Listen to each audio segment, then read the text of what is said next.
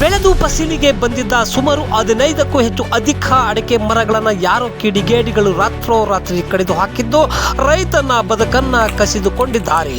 ಪ್ರಿಯ ವೀಕ್ಷಕರೇ, ಫಸಲಿಗೆ ಬಂದಿದ್ದ ಅಡಿಕೆ ಮರಗಳನ್ನು ಕಡಿದು ಹಾಕಿರುವ ಘಟನೆ ಎಲ್ಲಿ ನಡೆದಿರುವುದು ಗೊತ್ತೇ? ಚಿತ್ರದುರ್ಗ ಜಿಲ್ಲೆಯ ಚಳ್ಳಕೆರೆ ತಾಲೂಕಿನ ಜಾಜೂರು ಗ್ರಾಮದ ತಿಪ್ಪೇಸ್ವಾಮಿ ಎನ್ನುವ ರೈತ ತಮ್ಮ ನೀರಾವರಿ ಜಮೀನಿನಲ್ಲಿ ಸುಮಾರು 5-6 ವರ್ಷಗಳ ಕಾಲ ಕಷ್ಟಪಟ್ಟು ಬೆಳೆಸಿದ ಅಡಿಕೆ ಮರಗಳು ಈಗ ಫಸಲಿಗೆ ಬಂದಿವೆ. ಇಂತಹ ಸಂದರ್ಭದಲ್ಲಿ ರಾತ್ರಿ ಸಮಯದಲ್ಲಿ ಜಮೀನಿಗೆ ಬಂದ ಕಿಡಿಗೇಡಿಗಳು ಅಡಿಕೆ ಮರಗಳನ್ನು ಕಡಿದು ದುಷ್ಕೃತ್ಯ ಎಸಗಿದ್ದಾರೆ. ಈ ದುಷ್ಕೃತ್ಯದಿಂದ ರೈತರು ತಿಪ್ಪೇಸ್ವಾಮಿ ಅವರಿಗೆ ಭಾರಿ ಆರ್ಥಿಕ ನಷ್ಟ ಉಂಟಾಗಿದ್ದು ಕೈಗೆ ಬಂದ ತುತ್ತು ಬಾಯಿಗೆ ಬಾರದಂತಾಗಿದೆ. ಅಡಿಕೆ ಬೆಳೆ ಮೇಲೆ ಬದುಕು ಕಟ್ಟಿಕೊಂಡಿದ್ದ ರೈತ ಈಗ ಕಂಗಾಲಾಗಿದ್ದಾನೆ. ಗ್ರಾಮದಲ್ಲಿ ಇಂತಹ ಕೃತ್ಯಗಳು ಹೆಚ್ಚುತ್ತಿದ್ದು ಕಿಡಿಗೇಡಿಗಳ ವಿರುದ್ಧ ಕಠಿಣ ಕ್ರಮ ಕೈಗೊಳ್ಳಬೇಕು ಹಾಗೂ ರೈತರಿಗೆ ನ್ಯಾಯ ಒದಗಿಸಬೇಕು ಎಂದು ಗ್ರಾಮಸ್ಥರು ಆಗ್ರಹಿಸಿದ್ದಾರೆ.